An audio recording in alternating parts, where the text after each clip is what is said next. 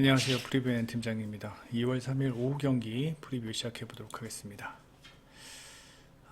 LG와 동부와의 경기입니다. DB와의 경기입니다. LG 3연승, 현재 DB 4연승 중입니다. LG 같은 경우는 직전 경기 마레이가 30분을 넘게 소화하면서 일단 페인트 존에서 그리고 골밑에서의 어떤 수비 능력, 그 다음에 득점에서도 충분히 기여해 주면서 마레이가 조금씩 다시 예폼을 찾아가는 모습이고, 그 다음에 이관희와 이관희가 좋으면 이재도가 나쁘고, 이재도가 좋으면 이관희가 나쁘고 그랬었는데 여전히 그 폼은 유지되는 것 같습니다. 하지만 직전 경기에서 이관희가 매우 좋은 폼을 보여주었다. 그리고 이재도는 뭐 공격에서는 그렇게 큰 역할을 하지 못했지만 수비에서만큼은 상당히 준수한 모습을 보여주었고, 전반적으로 팀의 어떤 수비 조직력만큼은 상당히 리그에서 수준급이다. 뭐 거의 최고가 아닌가 싶습니다. 수비 조직력만큼은요. 그리고 DB 같은 경우는 오늘 말콤 토마스가 에르난데스 대신에 이제 게임에 투입이 될 것으로 예상이 되는데, 말콤 토머스 같은 경우는 일단 나이가 좀 있고요. 그 다음 이제 피지컬은 썩 좋은 편이 아닙니다. 뭐 신장은 있지만요, 몸싸움에서는 그렇게 경쟁력이 있지는 않고, 일단 뭐 야투율은 좋은 선수라고 합니다. 야투율은 좋고, 그 다음에 이때 페인트 존이나 골밑에서의 어떤 파울이 좀 많다라는 점이 좀 단점으로 이제 지목되고 있고, 최근 김주성 감독 체제로 4연승을 기록하면서 좋은 경기력을 보이고 있다. 하지만 이제 매 경기 우리가 좀 생각을 해봐야 될 게, 일단 뭐 삼성과의 경기에서 1월 21일 삼성과의 경기에서는 뭐 승리하였지만, 뭐 삼성 그때 당시 항상 연패 중이었고, 그다음에 KT와의 경기에서 가드진이 좋지 않은 KT이기 때문에 원주드비가 해볼만 했고, 그 다음에 가스공사도, 뭐, 체력적인 문제, 그 다음에 뭐, 가스공사의 어떤 최근 분위기도 그렇게 썩 좋지 않은 편, 그 다음에 KCC도, 최근 경기력 가장 안 좋은 팀 중에 한 팀이죠. 이런 팀을 상대로, 4연승을 했다라는 것은 제가 봤을 때는 뭐 좀 개인적인 생각이지만, 최근의 스케줄이 DB를 좀 돕지 않나라는 생각은 좀 합니다. 예. 일단 LG의 3연승은 KGC와 KT, SK, 리그 5할 다 승률 이상인 팀들과의 어떤 3연승이고, 그 다음에 한 가지 뭐 걸리는 점이, 일단 LG의 스케줄이 조금 DB보다는 빡빡하다. DB는 지금 29, 30, 31, 1, 2, 5일을 쉬고 하는 경기고, 그 다음에 LG 같은 경우는 하루만 쉬고 하는 경기이기 때문에 이제 그 부분에서의 어떤 우려감은 좀 없지 않아 있다라는 생각은 좀 되기는 됩니다. 하지만 일단 LG가 DB만 만나면 일단은 LG의 그 3점 성공률이 많이 살아나고 있다라는 거. 자, 이 맞대결 전적인데 LG가 DB 만나면 필드골이 48%, 그 다음에 3점이 40%, 그 다음에 최근 5경기 보면은 LG가 32%였는데 40%까지 올라간다라는 점. 물론 DB도 40%의 어떠한 성공률을 보여주는데, 이 40%에는 그 시즌 초반에 두경민의 지분이 상당히 있습니다. 예, 그 부분도 알아두셔야 하고, 두 팀 모두 수비를 중심으로 풀어가고 있다라는 것은 최근 5경기 실점을 통해서도 알 수 있죠. 예, 득점력은 비슷한 상황입니다. 이 경기가 저는 그래서 만약에 그냥 에르난데스가 뛰어서 뭐 어땠을까라는 생각이 듭니다. 예, 일단 토마스가 마레이 제어하는데 쉽지 않을 거라는 생각이 일단 들고요. 예, 물론 뭐 에르난데스나 프리먼도 마레이 제어하기는 힘들겠지만, 토마스는 에르난데스보다 프리먼보다는 더 수비가 안 되는 걸로 지금 평가되고 있습니다. 페인트존에서의 수비가 안 되는 것으로 평가되면서 마레이가 충분히 제 몫을 할 수 있을 것으로 예상이 된다. 그리고 일단은 백코트에서, 여기는 알바나 혼자, 여기는 이재도와 이관희가 있는데, 백코트에서의 알바나 혼자 경기를 풀어가기는 쉽지 않을 것으로 예상이 되며 전 DBS 그 다음에 언더 예. 굳이 보자면 마이너스 핸디캡까지 LG가 해줄 수 있을 것 같은데 이거는 저는 패스를 하겠습니다. 예. 일단 경기 스케줄이 좀 걸리긴 하네요. 일단 DBS 예상을 합니다. 다음 경기는 BNK와 신한은행과의 경기인데 BNK는 김한별이 이제 폼을 조금씩 추스리고 있는 모습이고 그 다음에 30, 31일, 1, 2, 4일간의 어떤 휴식이었죠. 김한별이 충전하기에 충분한 시간이었다. BNK는 김한별이 살아나야 돼요. 예, BNK는 김한별이 살아난다면 솔직히 BNK만큼 전력이 안정된 팀도 없습니다. 김한별, 그 다음에 진한이 프론트코트를 지키고 있고요. 그 다음에 이소희 슈터 있죠. 최근 김시온도 상당히 슛감이 좋은 상태고 한엄지 3, 4번, 3번 포지션, 4번 포지션에서 한엄지가 뭐 10득점 정도만 해준다면 예, 충분히 그럴 수 있는 능력을 가지고 있는 선수고요. 10득점 정도만 해준다면 지금 뭐 상당히 좋은 폼을 유지할 수 있을 만한 BNK다. 그 다음에 신한은행 같은 경우는 직전 우리은행과의 경기에서 뭐 신한은행의 야투감이 장난이 아니었죠. 예, 우리은행만 만나면 신한은행은 뭐 거의 뭐 날아다니는 것 같아요. 예, 신한은행의 야투감도 상당히 좋았고 김소니아 활약이 좋았다. 그 다음에 이제 유독 최근 좀 빛나는 선수가 한채진인데 한채진이 올 시즌 초반에 상당히 부진했거든요. 예, 한채진이 뭐 3점 적중률이 23%에 불과했는데 최근 5경기는 50%, 예, 평균 3.6개 던지고요. 예. 그다음에 득점도 최근 5경기에 9점. 올 시즌 4점 득점했던 선수가 지금 9점. 유승희가 없는 상황에서 한채진이 그 역할을 매우 잘해주고 있고 유승희의 소식은 아직도 뭐 독감이 아닌가 봅니다. 예.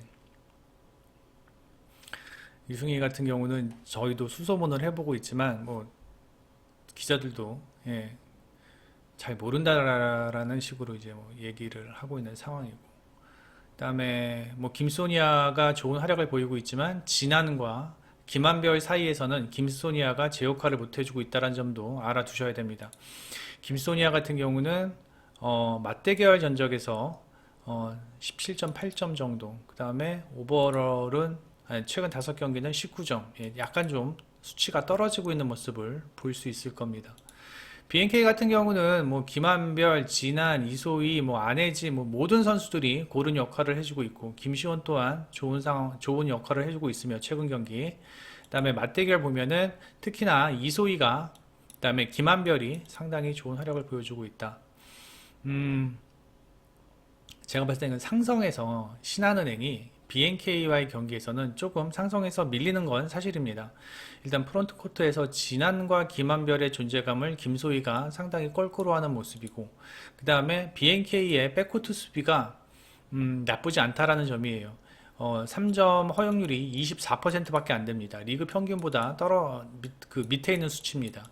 신한은행이 그리고 원정에서의 경기력, 원정에서의 3점감이 썩 좋은 모습도 아닙니다. 원정에서 보면은 올 시즌 3승만을 기록하고 있고 BNK가 홈에서 좋은 모습 보이고 있고 이런 걸 봤을 때는 전 BNK가 핸디캡 극복하면서 다득점 상황에서 승리할 것으로 예상이 됩니다. 그다음에 우리카드와 삼성화재 경기인데 우리카드가 지금 나경복의 정상폼이 아닙니다. 예. 나경복의 정상폼이 아니고 우리카드 직전 경기가 삼성화재 경기였었는데 이때 당시에 나경복의 리시브 효율이 너무 떨어졌어요. 예. 나경복의 리시브 효율이 너무 떨어져 있는 상황이고 또 황승빈 세타도 역시 상당히 불안한 상황이고 지금 우리카드는요 나경복보다는 김지한이 지금 전방에서 리시브와 공격에서 활약을 해주고 있는 모습입니다. 즉 아가메즈와 김지한의 어떤 활약이 최근에는 더 중요한 상황인데 아무래도 우리카드는 나경복이 살아나야 됩니다. 예. 좀 전반적인 체력적인 문제 그 다음에 체력적인 문제뿐만 아니라 어떤 몸의 어떤 잔부상도 많이 가지고 있는 상황이기 때문에 나경복이 오늘 경기 얼마나 해줄 수 있을지가 좀 걱정이기는 합니다. 하지만 리시브만 좀 버텨준다면 김지한과 리시브만 버텨준다면 우리카드가 오늘은 그래도 서력은 해줄 수 있지 않을까라는 생각은 해봅니다. 예, 그리고 삼성화재 같은 경우는 직전 경기가 우리카드와의 경기였고 그 다음에 8일 휴식 후의 경기라는 면에서 어떤 경기 감각적인 면에서는 한번 좀 생각해 볼 만하다. 그리고 삼성화재는 신장호가 키포인트입니다. 예. 이큐바이리와 김정호가 해줄 수 있는 부분은 충분히 해주고 있어요, 지금. 근데 그 이상의 무언가를 해주려면은 지금 이 신장호의 활약이 상당히 중요하다는 겁니다. 예.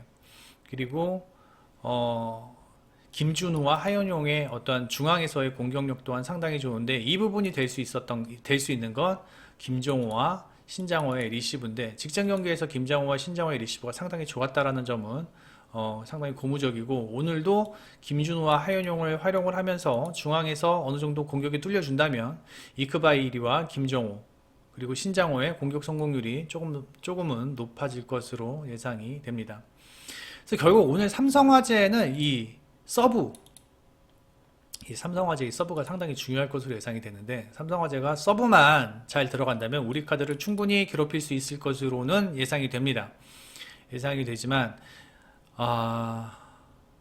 우리카드가 나경복이 오늘 얼만큼 폼을 끌어올리느냐가 자꾸만 나경복 얘기만 하는데 그게 가장 중요한 요소일 것 같으며 그 다음에 삼성화재가 우리카드를 상대로 2연승을 할 것으로는 생각하지 않습니다. 일단 삼성화재는 직전 경기 우리카드에서 승리할 수 있었던 건 서브가 상당히 잘 들어갔었는데 오늘 8일간의 휴식 이후에 그 서브감을 어느 정도 잡을 수 있느냐. 만약에 삼성화재의 서브가 그렇게 썩 잘 들어가지 않는다면 우리카드가 충분히 해볼 만한 상황이다. 직전 경기 우리카드가 삼성화재한테 진 이유는 리시브가 좋지 않아서 졌지 다른 내용들은 삼성화재보다 못할 게 없었다. 그래서 결국은 저는 오늘 경기는 삼성화재의 플러스 핸디캡승 추천하면서 그 다음에 저는 오보가 훨씬 더 메리트 있는 경기가 아닌가라는 생각을 해봅니다. 승리를 굳이 따지자면 우리카드의 승, 삼성화재의 풀앤승 이렇게 예상을 해봅니다. 그 다음에 인삼공사와 흥국생명과의 경기입니다.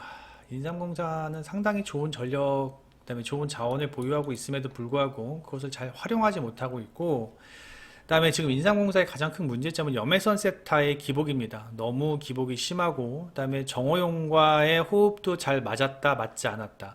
그 다음에 엘리자베스에게 토스하는 내용도 좋았다 나빴다. 염해선의 어떤 기복이 상당히 오늘 경기에 중요한 포인트로 생각을 합니다. 염해선 세타만 중앙과 양쪽 윙에 올리는 토스만 제대로 이루어진다면 충분히 해볼 만한 경기인데 이제 그게 잘 안 된다라는 점. 그 다음에 인삼공사 항상 문제점이 범실이죠. 예, 범실로 스스로 무너진다라는 점. 예, 스스로 무너진다라는 점이 인삼공사의 현재 단점이고 엘리자베스는 여전히 폼이 좋습니다. 그 다음에 흥국생명도 8일간의 휴식. 예, 그리고 체력적으로 충분히 보충할 수 있는 시기였고 보충을 할 수 있는 그러한 기간이었고 옐레나와 김연경의 원투펀치가 흥국생명을 끌고 가고 있고 그 다음에 이주와의 중앙에서의 공격만 조금만 더 활용이 된다면 흥국생명이 오늘 경기 쉽게 가져갈 수도 있는 경기다. 다만 이 김다솔 세타 그 다음에 이원정 세타의 어떤 문제점은 분명히 짚고 넘어가야 하는데 이 부분을 얼만큼 효율적으로 대처를 할 수 있느냐가 문제인 것 같아요. 옐레나와 김연경은 상수다, 믿을만하다. 그리고 김미연의 어떤 서브 리시브, 그 다음에 김다은의 리시브, 이제 이 부분이 오늘 변수로 작용할 수 있을 것 같은데 흥국생명이 절대 약점이 없는 팀이 아닙니다. 분명히 리시브에 관련된 불안감은 항상 존재합니다.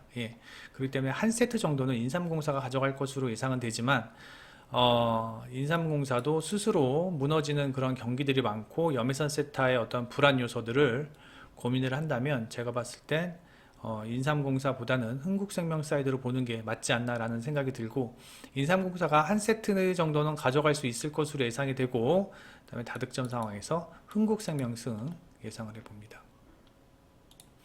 네이버에서 프리뷰엔 검색해 주셔서 투데이에 오시면 이 빨간 딱지 있는 글들은 모두 다 열람이 가능하십니다.